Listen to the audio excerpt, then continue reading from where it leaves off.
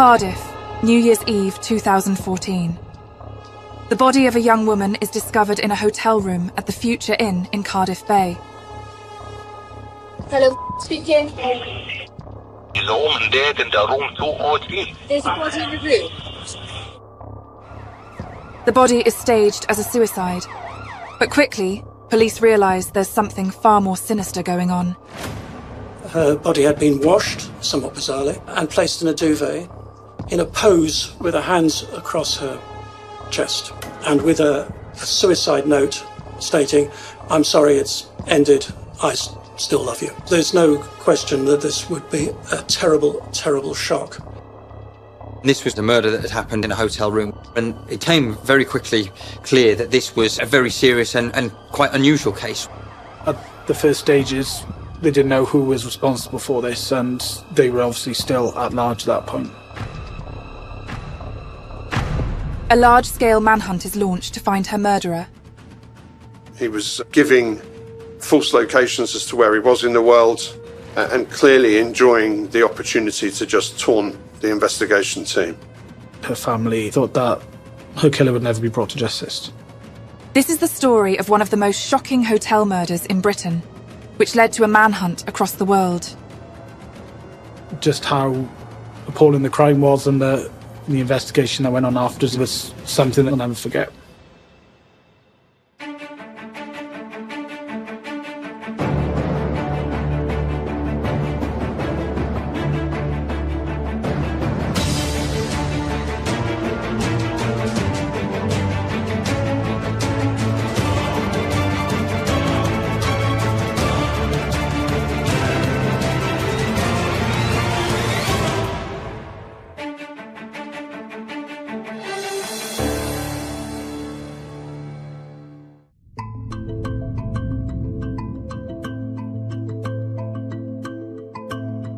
The Future Inn's hotel is in Cardiff Bay. It's a kind of a mid-range hotel, if you like, probably equivalent to a, Holiday Inn or something like that. And it's in an ideal location if you were to be a visitor to Cardiff. It's very close to the attractions in Cardiff Bay and the waterfront itself, and it's also within easy walking distance of the city centre. It's sort of up-and-coming area of Cardiff. Previously, it was known as Tiger Bay. It was Cardiff's melting pot, really, of all different sort of cultures and people from all over the world coming to live there. Cardiff is the capital of Wales, situated in the southeast of Wales, a fairly large city, population of just under 400,000. The crime rate in Cardiff would be fairly comparative with similar cities of similar sizes. It'll have its own issues, but nothing particularly unusual. You kind of get sort of petty crime like burglaries, like thefts, every now and again, sort of assaults for a murder to happen. That was quite out of the ordinary, really. Cardiff is home to 28-year-old student Nadine Aburris. She was a local girl from Cardiff Bay, was very sort of close to her family, her mother and her siblings. Nadine was talented, she was slim, she was petite, she was the centre of a very devout Muslim family. She was a sister to 6 brothers and sisters. She was aunt to 9 nieces and nephews. Her mother, Andrew, described her as the glue of the family. Sadly, one gaping hole in her life was the fact that she hadn't, unlike many of her brothers and sisters, met the right person. Nadine had previously been in a relationship with a Muslim man. Unfortunately, that relationship hadn't worked out, and they had separated and divorced, and Nadine was looking to find a companionship and a partner. One of the areas that Nadine looked to find a partner was using an online dating site. The dating site focused its services for people of a Muslim faith. Over about the last 10-15 years, the internet is used by everybody. There's a new expression actually at the moment called social internet usage. If you look at how you and I and other people will now use the internet, as you get older, it tends to be far more about family matters and business matters. But when you're young, the internet is going to be used for social internet usage, which means it's going to be about social media. It's going to be now about apps. It's going to be about contacting people. As we now know, you've got over 50% of most relationships now begin in the online world. A lot of that is to do with ease of connectivity and communication, but also there's a feeling or belief that there's a safety to it, which unfortunately it's not always going to be that safe. I get asked many occasions, has the internet created, if you like, sexual predators? The answer to that is quite easy. Well, no, it hasn't. But what it does, it facilitates. If you go back over time, most relationships began, in my day, you'd go to a bar, you'd go to a restaurant, but you'd go with company, you'd go with your friends, your mates. And what would happen then? You might see somebody and there was always that extra element of safety because of numbers. That's not where we are with the internet, especially when it comes to social dating or dating sites or dating apps. You might feel safe because of where you're accessing the app, but of course you are alone. And if there's any sort of vulnerability, there's always going to be the possibility of being online to somebody who's going to lie and be an online predator. On New Year's Eve 2014, a shocking discovery is made at the Future Inn Hotel.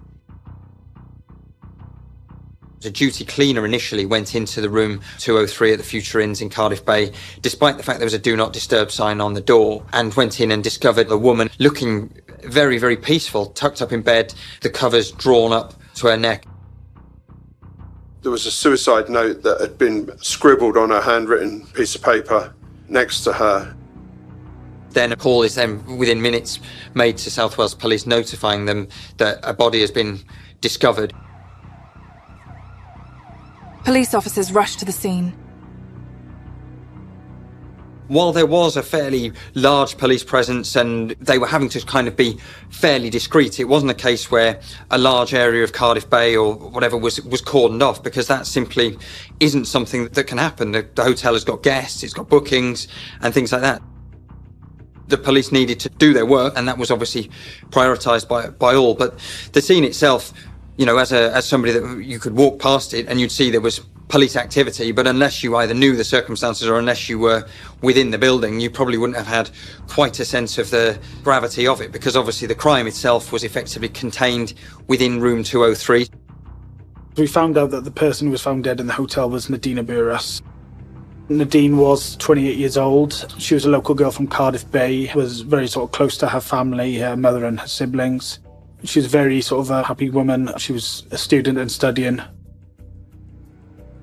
Nadine was talented, she was slim, she was petite, she was the centre of a very devout Muslim family. She was just an ordinary girl, really, and no one could have known this sort of thing would have happened to her.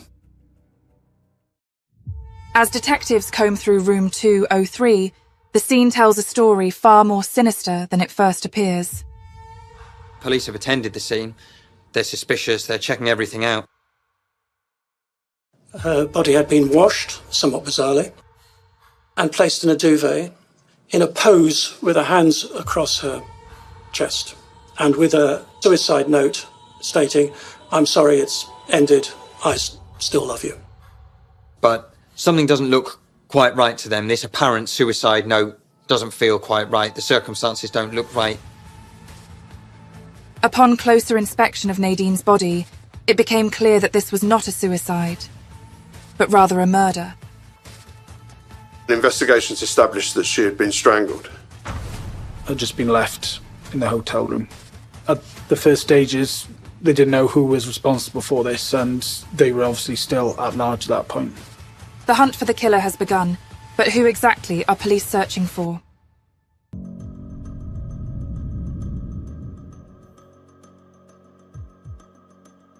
Cardiff, New Year's Eve 2014. 28-year-old Nadine Aburas is found dead in room 203 at the Future Inn Hotel. She is tucked up in bed with an apparent suicide note next to her, but police quickly realise the young woman did not take her own life. She has been strangled. The investigation is now underway. The first time that I became aware of this, as with most of the media, was very early in 2015. It became clear that there had been a crime at the Future Inns Hotel in Cardiff Bay, and it became clear that this was a murder. So initially that was all the kind of drip of information that begins to come out, particularly with it being New Year's Day that this was discovered. But it very quickly snowballed into a much higher profile case that went on for a protracted period of time, but with a large media involvement as well. The circumstances of the case inevitably meant that there was some significant coverage in the local media and national media as well about this incident. It became very quickly clear that this was a very serious and quite unusual case, really, in that Nadine Burris, very sadly, was named as the victim that had died. She actually lived within sight, certainly within a few hundred metres of the hotel where she ultimately met her death. Speaking with hotel staff, police learned that Nadine arrived at the hotel accompanied by a man the night before her body was found. She'd been there with her former partner, Sami Almari, from New York. In 2012, Nadine started to talk online with an individual called Sami Almari. That relationship continued very much online with chats for over a year. He had a flat in Brooklyn. He was, like many New Yorkers, brash, self-confident, not unhappy in a confrontation. But these were qualities that Nadine admired. With a vast Atlantic Ocean between them, it started by online, then Skyping, as was popular in those days, and text and phone calls and emails. During the online conversations, Almari was very supportive of Nadine's studies, very charming, keen to impress, and portrayed himself as the perfect gentleman. During 2013, Almari made a number of visits to Cardiff to see Nadine, and during each of those visits, he would shower her with gifts, be the perfect gentleman, discuss their plans for the future and how supportive he was going to be. He was keen to be supportive in relation to her studies and really extended the persona that he portrayed online in terms of perfect gentleman and wanting to be there for her. Things were getting serious between them. At the time, when she first met him, he seemed very bright, open, and fun to be with. Nadine arrived at the hotel shortly after 9 p.m, where she met Almari. Together, they went up to room 203, and CCTV from the hotel shows them both entering the hotel room. That same CCTV shows that shortly after midnight, Almari leaves that hotel room alone. Nadine's nowhere to be seen. Almari was seen attending the Grosvenor Casino nearby. It was there he asked if he could take out £10,000 in cash, took a number of shots of tequila, and asked a member of staff if he could fill a water bottle up with tequila. That was refused. Throughout the night and into the early hours of the morning, Almari was extremely intoxicated, having taken numerous amounts of tequila shots, and he was visibly drunk when he was seen by members of staff at the hotel and the members of the public. Yeah, he was just in a complete state. From there, he returned to the hotel.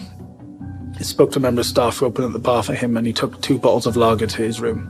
A matter of hours later, he left the hotel room for the last time, got into Nadine's car, and made his way to the M4. After initially driving in the wrong direction towards West Wales, he then turned round and then drove towards Heathrow before getting on the plane out of the country.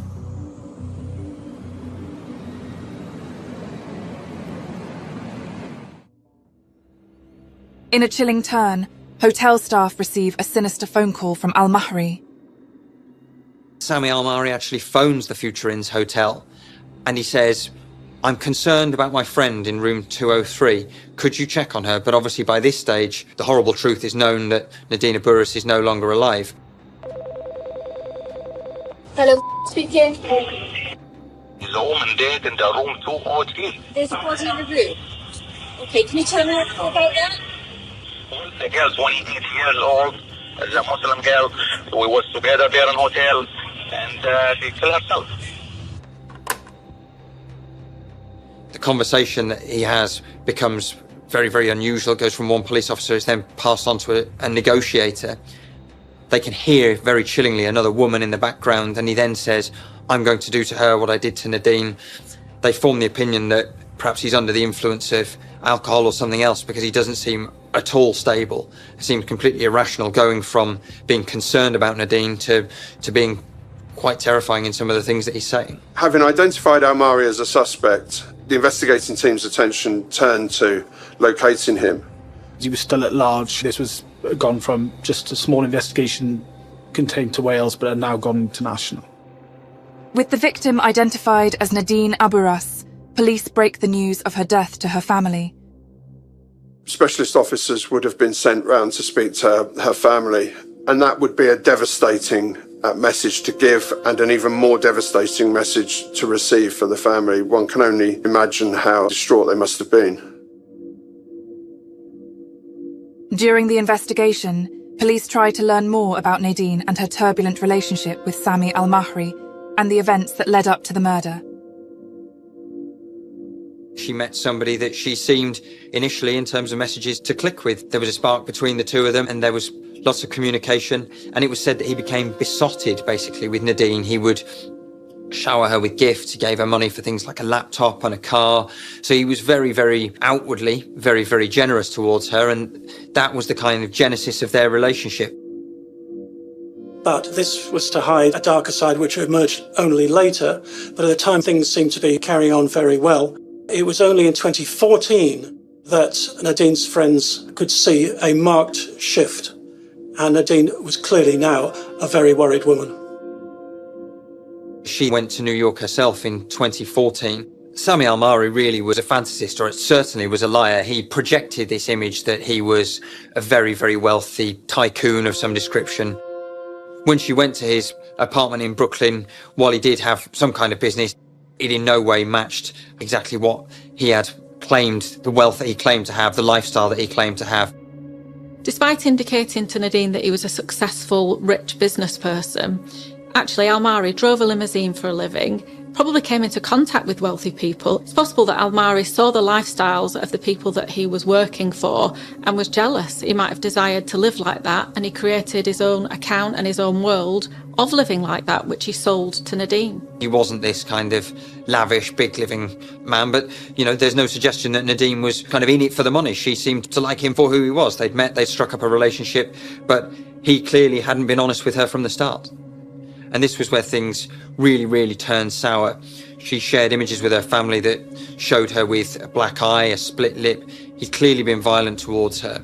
When she returned, having said to Sami Al-Mahri that their relationship was over, she also made a report to police saying that she had been raped by Sami Al-Mahri and that he had attempted to strangle her.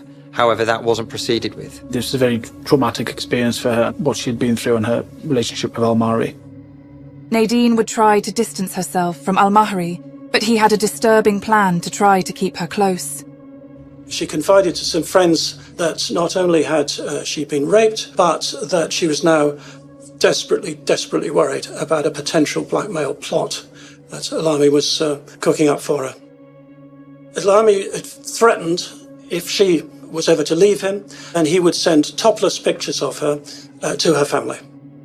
He had taken pictures of Nadine while she was in the shower when she was visiting him, and he very, very cruelly said, "I'm going to post these to Facebook. I'm going to shame you in front of your family by sharing these images." Now, this was a serious issue for a devout Muslim family that Nadine was at the centre of. There's no question that this would be utter humiliation, and which she would never live down. It would be the end of her life in the family. It was that serious. I'm convinced that upmost in her mind was that she had to get the pictures back. The least people who knew about this, the better. This was an issue that Nadine had to get to the bottom of and end herself. And Nadine wanted to finish, complete with Al-Mahri, and get him out of her life. But she could only do it on her terms, and her terms had to be to see those pictures destroyed or back in her own possession.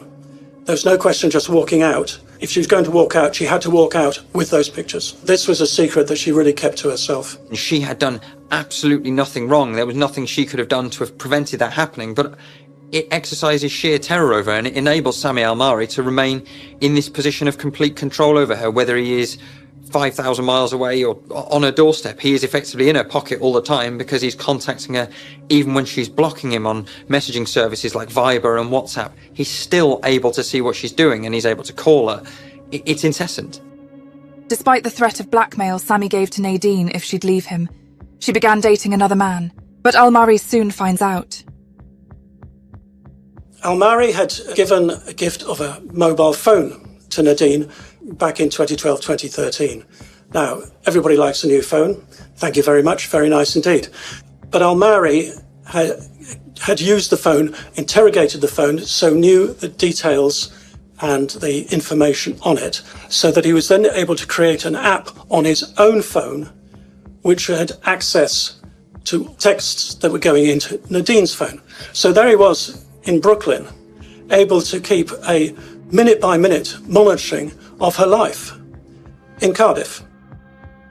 He can switch on the camera, he can switch on the microphone, he can listen to all the telephone calls. Spyware is very, very easy to put on someone's device. And if it's an app, you can hide that in another app, so you won't even see it as an icon.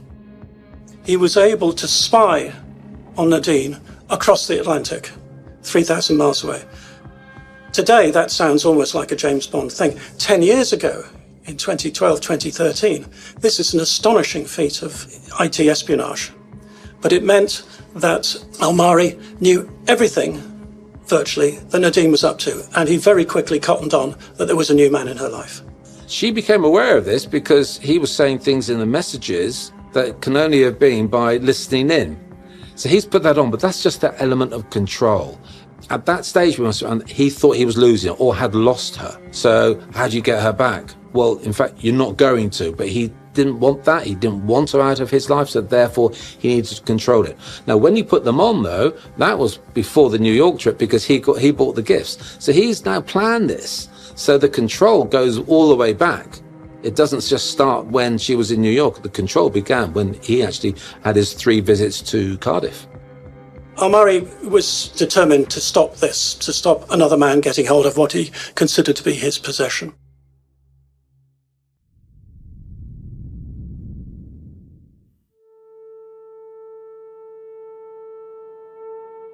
Cardiff, 2014.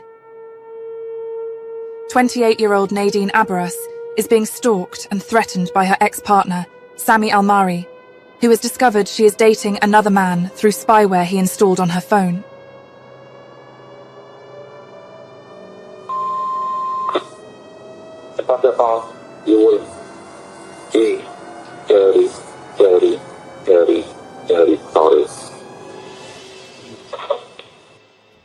Fearing for her safety, Nadine confides in her family about Almari's threatening messages. But she doesn't know what to do because he's now in contact about the pictures, about what I'm going to do. She realises spyware is involved on the phone and because he knows everything about her. So you've got all this. She doesn't know what to do. How do I end this? How do I stop this? He flew to the UK shortly after Christmas, travelled from Heathrow up to Cardiff and ensconced himself in the Fortune Inn, which is a hotel in Cardiff Bay, very close to Nadine's own flat. By this time, Nadine's brother knew that Almari, A, was in Wales, and B, he was a wrong one, and he had to get him out of his sister's life. So he actually picked him up for a chat and then drove him to Cardiff Central Station and said, right, get on a train, back to London, flight out of here, go to the States and keep away from my sister. Almari had other ideas. He did completely the opposite. As he admits, he left the brother at the station, turned away from the platform, bought a bottle of gin and headed straight back to the hotel. Almari arranged to meet Nadine for dinner, no doubt under the cloak of have peace talks. Nadine had to take him up on that offer if she had any hope of getting the pictures back.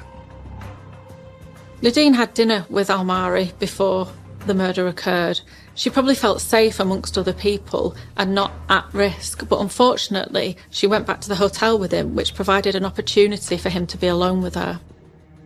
And on that evening, on New Year's Eve, the CCTV caught her at 11:15 that night, and these are the last known sightings of Nadine before she was found strangled. How a strangled woman would commit suicide, perhaps only Almari knows. Following Nadine's murder, Cardiff police launch an international manhunt to track down their prime suspect, Sami Almari. Sami Almari is on the run for several weeks, and during that period there are several very sickening and distressing things that form a part of that. A particular disturbing feature of the manhunt phase is that whilst he was on the run, Almari was actually contacting Nadine's family members, taunting them. He messages her mother. He tells her that he loved Nadine and that she should let it go and things like that. He even begins posting on her Facebook account, and because he's taken her laptop and phone with her. So this is understandably hugely distressing for everyone involved, and that forms part of the background to why police are so keen to detain him. And then he even extended that to the investigating officers and was known to be laughing at them down the phone at their attempts to trace him. He was giving false locations as to where he was in the world and clearly enjoying the opportunity to just taunt the investigation team. Well, Sammy, is that you? You miss me? Where are you now, Sammy? What's funny, Sammy? Why are you laughing? I'm so far because I'm busy. I'm in Cuba, Havana. Is that the truth, that you're in Havana? Told them that he had gone to Thailand, to Havana in Cuba, and also claimed he'd been in Puerto Rico. He also told police he was with girls in various hotel rooms, and he told them that he was going to do to them what he had done to Nadine. Now, even though we watch these programs about how no one can disappear, you can disappear for an element of time. And you can go to a country where there's no extradition order. So if you're thinking like that, you can go and you can get somewhere. So Cuba would be in a classic, but he has stayed, shall we say, contactable in that sense. Very odd behaviour. The evidence in this case indicates that Almari had some interesting personality features which may have led to his ongoing contact and reportedly goading the police as they were searching for him.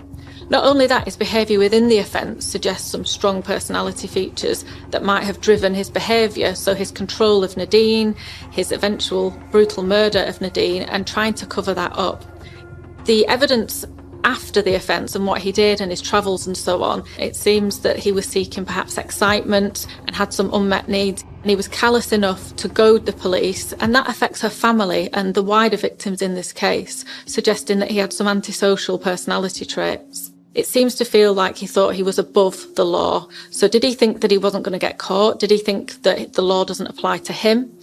He was risking his freedom by continuing this contact and not simply hiding and fleeing from the police. So what was that driven by? It could have been excitement, but it could have been that he was so preoccupied with Nadine that that ongoing thought about her and his ongoing involvement fulfilled some sort of need for that preoccupation.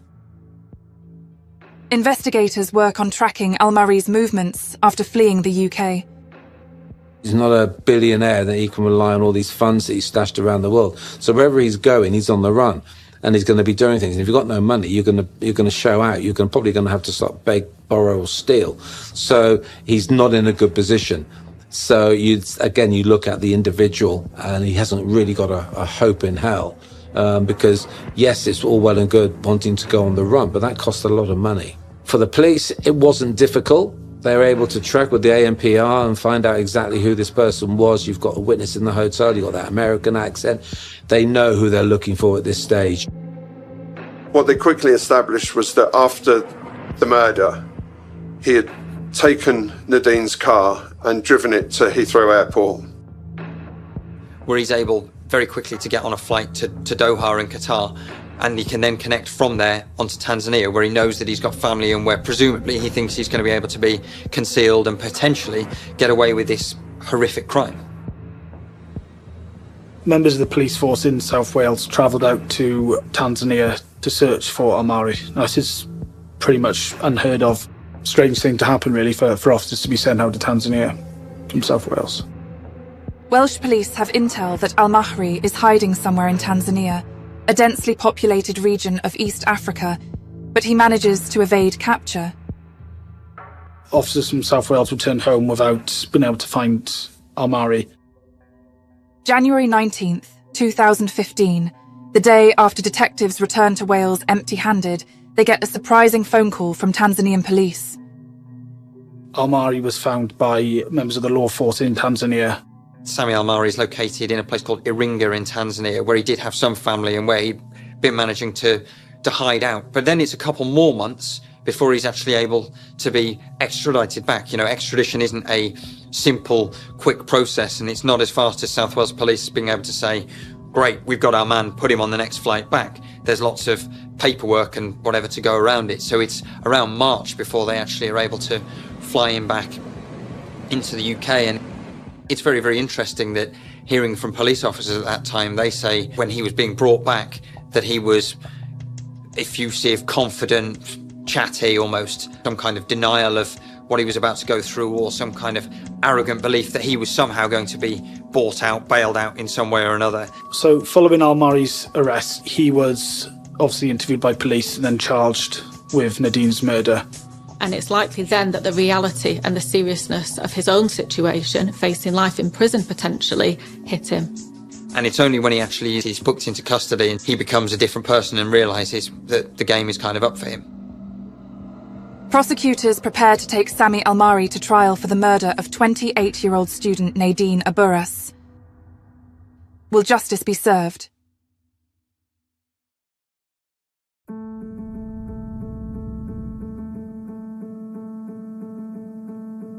January 12th, 2016.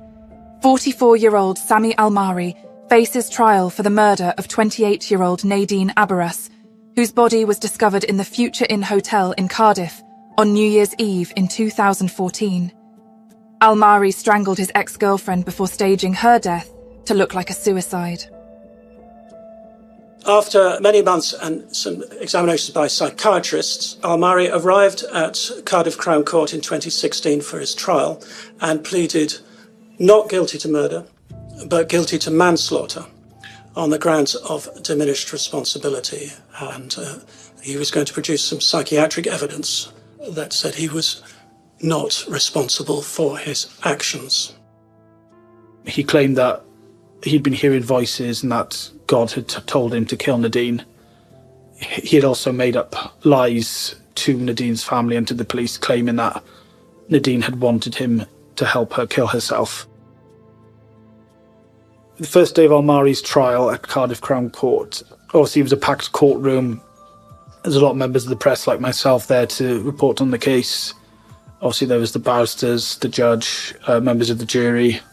Al-Mari came into the courtroom, was in the dock behind glass. He sort of struck me as a very sort of far away, like there wasn't sort of anything behind his eyes. Just sort of, he wasn't taking anything in about what was being said in court. He just seemed to be wearing ordinary clothes, had shaved hair, and yeah, just didn't seem present. Having previously portrayed himself as this successful businessman and a financially high-end person, he seemed anything but. He just seemed like an ordinary person and someone who was, in fact, not very impressive looking at all.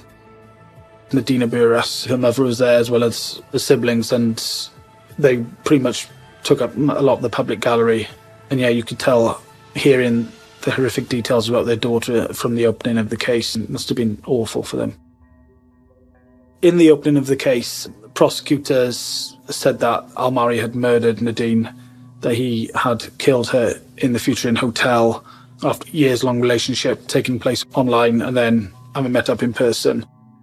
They referred to where he had threatened to kill her and threatened physical violence against her, and obviously had threatened to blackmail her with the sexual images of her. In those texts, he came across as a very jealous and controlling person. When she had been in contact with other people on her phone, he seemed to know about it. He seemed to have access to her phone through some kind of device, and again, he was very, very physically threatening towards her and basically acted like she was his possession, and it was up to him what she could and couldn't do. They claimed that Al-Mari was a man so obsessed, so besotted with Nadine, that if he couldn't have her, then no one else would. That he was a man who was intent to come to Britain, and that in the end, he was prepared to kill. The forged suicide note is examined by the prosecution. You've then got the crudely written suicide note, very much in air quotes, that's evidently been authored by Sami Al-Mari, but that again has these key lacuna in it, the dates, the grammar, that aren't correct and that aren't consistent with how Nadine would have written. You've then got the fact that he has fled, which clearly shows some kind of bad faith. Had he stuck around, called the police and tried to get some kind of help for Nadine, then perhaps he might have had some chance of running a defence saying that it was something that had happened in the moment or a diminished responsibility, but that all falls away. So they've got that, and then they've also had the time and the resources to use lots and lots of data analysis, because they've obviously been able to track down his phone, which had been left in Cardiff, and they can see this kind of constant stream of messages from him to her, and Nadine's family would have found all of them utterly terrifying, but there was one that said, "I will never stop, I will harm you." This is somebody that had engaged in a prolonged course of action, and somebody that simply wasn't going to be deterred, however strong the case against him from Nadine and from her family was to say, this has to stop, this is over. He was somebody that was not going to take no for an answer, and the data on his phone was able to really back that up. It was able to show that he had this kind of minute by minute obsession, infatuation with Nadine Burris, with controlling her, that was the lead up to this truly awful crime. The defence was that this was not a premeditated crime, that it was the result of a drunken outburst. The psychiatric evidence was that in the past, Al-Murray had a history of mental illness, particularly enwrapped in alcoholism.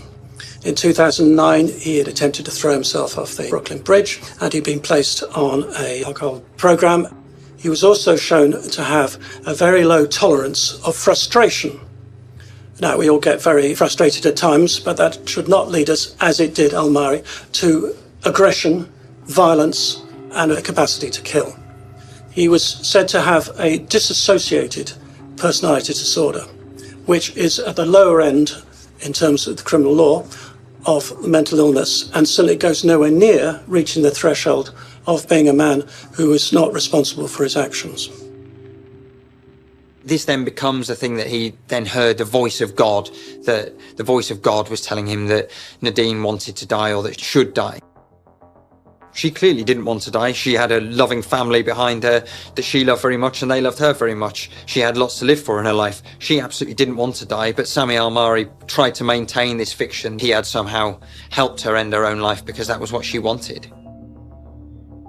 The trial was due to last 4 weeks, so we were expecting 4 weeks of hearing evidence about this horrific case. But upon going to the court the second day, Al-Murray pleaded guilty to murder.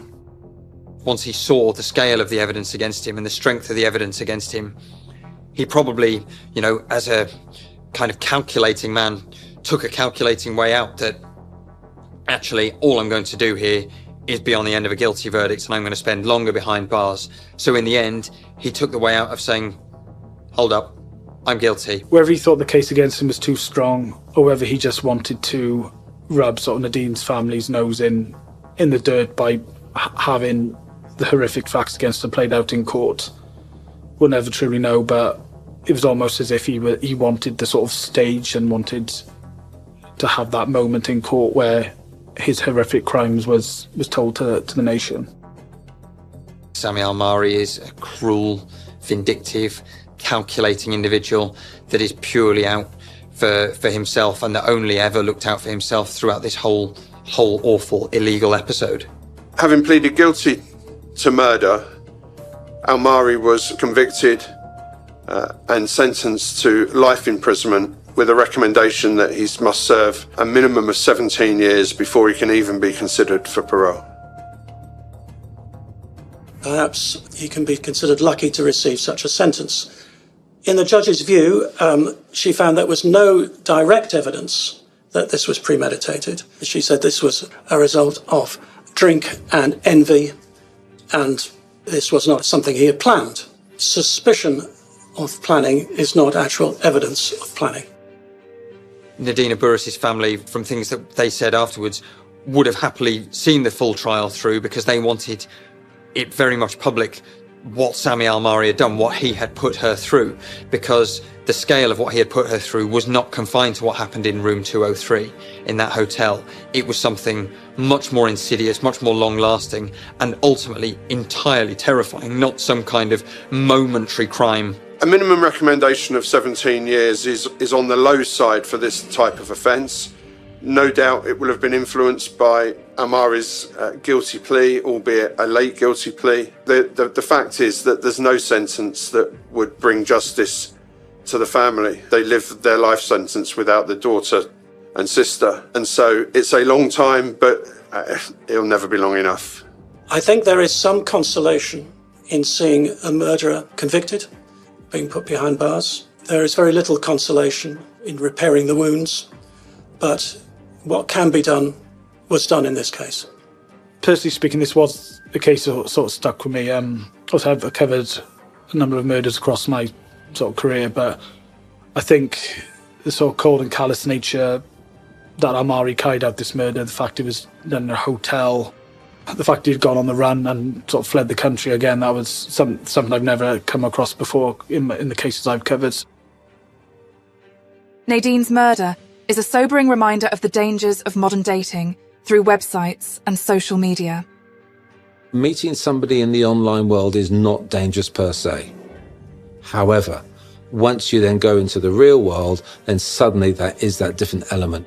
Nadine, you could say, was unfortunate, but of course she is a victim of an online predator who was using dating apps and direct messaging because he was looking for a victim to be able to control, groom, and exploit. The thing the internet does, it gives you the connectivity to the world. It gives you the connectivity to individuals that you would not normally have. The internet has facilitated his own persona as a predator, and that's the danger the internet does pose.